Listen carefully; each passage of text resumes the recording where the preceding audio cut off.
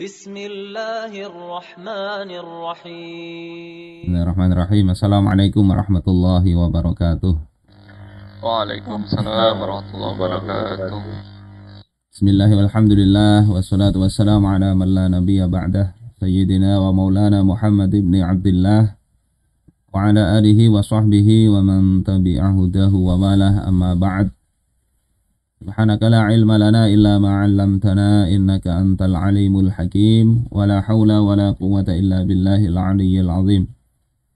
Allahumma anfa'na bima 'allamtana wa 'allimna ma yanfa'una wa zidna 'ilman nafi'a waj'al 'ilmana hujjatan lana la hujjatan 'alaina birahmatika ya arhamar rahimin. Amin. Bapak Ibu-ibu sekalian yang dimuliakan Allah Subhanahu wa taala, alhamdulillah pagi ini kita bisa melanjutkan kajian kita pertemuan ke-6 tentang sebab-sebab kepemilikan. Kita membahas sebab yang ketiga, kebutuhan untuk menyambung hidup. Wa dzalika annal 'aisha haqqun likulli insan. Kenapa keperluan untuk hidup ini menjadi salah satu sebab kepemilikan? Karena hidup itu merupakan hak bagi setiap manusia. Setiap orang berhak hidup. Fayajibu ayyana lahadzal 'aish haqqan. Maka wajib manusia itu untuk mendapatkan hidup itu sebagai sebuah hak. Memang haknya. La minhatan wala atfan. Bukan karena pemberian, bukan karena belas kasih. Jadi itu memang hak.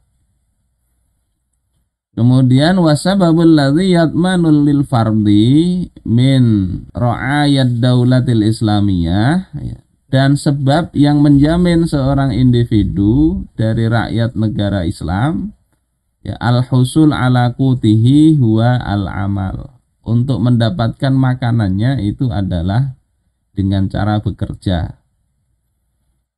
Jadi hidup itu merupakan hak. Dan untuk hidup itu caranya bagaimana? Untuk menjaminnya, caranya dengan Allah memberikan tata cara, kaifiat, bagaimana bekerja itu.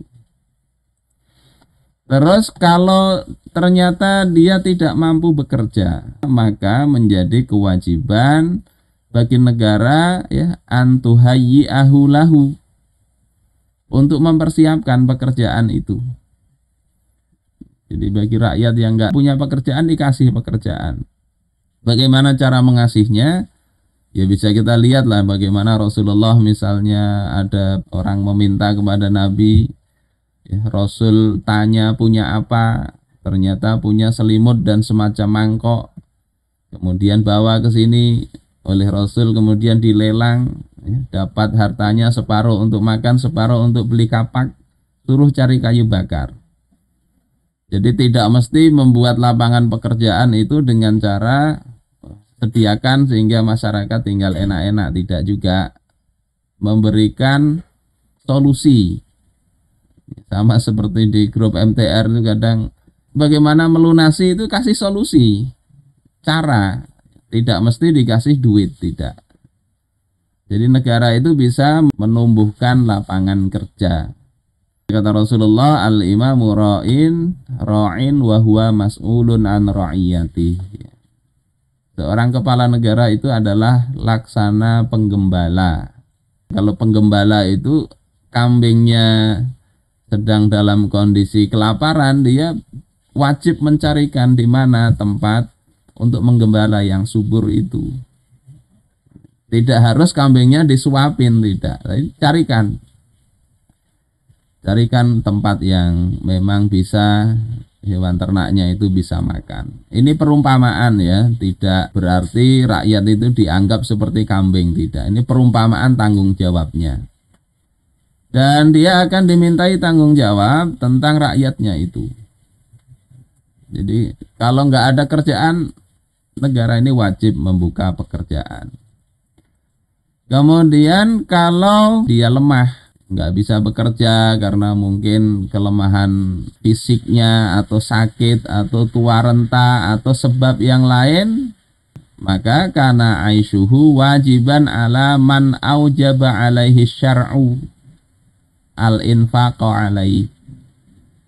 Hidupnya ini menjadi kewajiban, menjadi tanggungan siapa saja yang syariat telah mewajibkan kepada orang untuk menafkahinya. Tanggungan wali, tanggungan ahli waris, dan sebagainya. Jadi levelnya begitu. Pertama bekerja, kalau nggak punya pekerjaan, kalau sudah mentok dia cari kerja nggak dapat, negara wajib mengusahakannya itu. Kalau dia tidak sanggup, maka ahli waris atau siapa yang punya kewajiban menafkahi, tanggungan dia. Nah, kalau tidak ada yang menafkahi, ini sebatang kara, atau ada yang ahli warisnya yang punya kewajiban, tetapi sama aja kondisinya miskin juga, kanat nafaqatuhu ala baitil mal, maka nafkah dia itu menjadi kewajiban baitul mal. Negara hendaknya memberikan nafkah kepada orang tersebut. Orang lemah, keluarga sama lemahnya.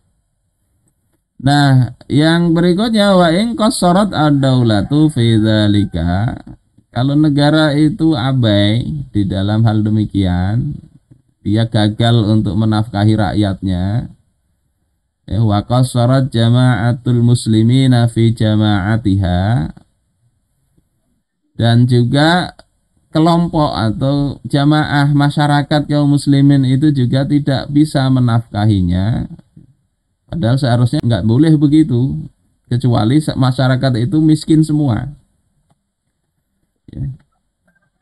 Kana lihadzal fardi ayyakhudha ma yuqimu bihi awadahu min ayyi makanin yajiduhu, maka orang ini bisa mengambil apa saja yang bisa menegakkan hidupnya, bisa melanjutkan hidupnya dari tempat mana saja yang dia jumpai.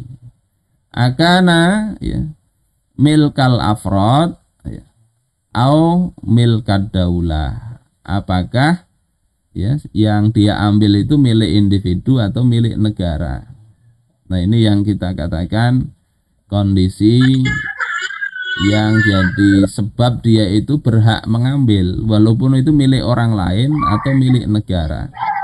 Kalau dia kondisinya tadi, tapi nanti kita lihat ya, tidak kemudian oh ini kalau begitu mencuri boleh. Nanti kita lihat tahapan level darurat itu seperti apa. Nah, wa fi hadzal hal la yubahu lil ja'i ayyakula lahmal maitah. Dalam kondisi seperti ini tidak boleh bagi orang yang kelaparan itu dia makan daging bangkai. Ya, nggak boleh, oh ini kan saya kelaparan makan bangkai saja karena nggak ada apa-apa sudah. Tapi dia ada makanan di tempat orang lain.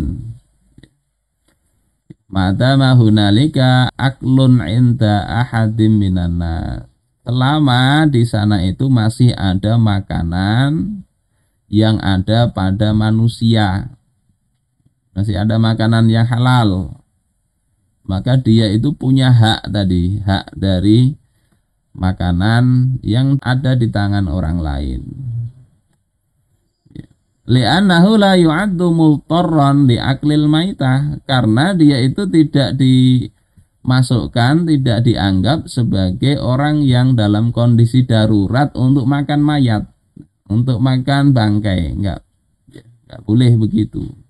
Ma'a wujudi ma ya'kuluhu fi yati ayyin insanin, dengan adanya makanan yang dia bisa makan pada manusia yang lain, tentunya yang dekat dengan dia ya. Kalau ada pada manusia yang lain itu jauh benar, ya nggak bisa juga. Nah, kalau dia itu tidak sanggup untuk makan tadi dari apa yang ada pada orang lain, maka ya'kulu lahmal maitah li'inqadhi hayatihi, dia itu bisa makan yang diharamkan seperti daging bangkai, kalau ada juga untuk menyelamatkan hidupnya. Karena hidup itu merupakan sebab di antara sebab-sebab untuk mendapatkan harta, maka Syara' itu tidak memandang mengambil makanan yang disiapkan untuk memakan itu sebagai pencurian yang dipotong tangan atas mengambil makanan itu. Juga tidak dianggap mengambil makanan pada zaman paceklik itu sebagai sarikoh, sebagai pencurian bagi orang yang tentu dalam kondisi darurat lapar tadi. Nah, diriwayatkan dari Hasan radhiyallahu an bahwasanya Rasulullah mengatakan la qat'a fit ta'amil muhayya'i lil akal. Tidak ada hukum potong tangan bagi orang yang mengambil makanan untuk dimakan. Ya, kalau hidup di kapitalis ini bisa jadi dia ya dihakimi masa, ya, walaupun kondisinya mungkin dia sedang kelaparan. Sebagaimana juga syarat telah menjamin hak individu dalam kepemilikan harta untuk menjaga keberlangsungan hidupnya itu dengan cara hukumnya, dari sisi hukum dibolehkan. Syariat juga telah memberikan hak ini dengan taujih, pembelajaran, dengan seruan, di mana Rasulullah mengatakan penduduk negeri mana saja yang dia berada di pagi hari, sementara di tengah-tengah mereka ada orang yang sedang kelaparan, maka jaminan Allah telah lepas dari mereka.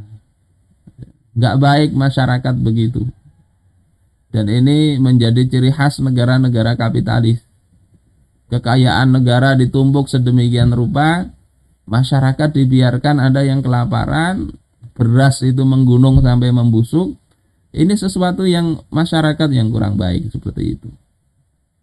Pantas ketika Allah memang gak akan membantu mereka. Kemudian hadis yang lain, ma'amana bi, tidaklah beriman kepadaku dengan sebenarnya. Ini bukan berarti kafir, bukan ya. Siapa mambata syaba'ana wa jaruhu ja'i' ila jambihi wa huwa ya'lamu bih. Siapa yang enggak beriman itu orang yang dia kenyang ya malam harinya, kemudian tetangganya itu kelaparan, tangga sebelahnya, wa huwa ya'lamu bih, dan dia itu tahu. Masih untung di sini ya, syaratnya tahu. Kalau tidak tahu ya tidak masuk dalam kategori ini. Bapak ibu-ibu sekalian rahimakumullah, semua itu menjelaskan bahwasanya sebab kepemilikan yang dibenarkan oleh syara' itu adalah kondisi tadi, kondisi menyambung hidup. Kondisi dia memang memerlukan harta walaupun itu ada di tangan orang lain atau di tangan negara dalam rangka dia untuk bisa hidup. Nah, apa syaratnya? Syaratnya di sini. Ini di kitab Al-Mawsu'ah Al-Fiqhiyah.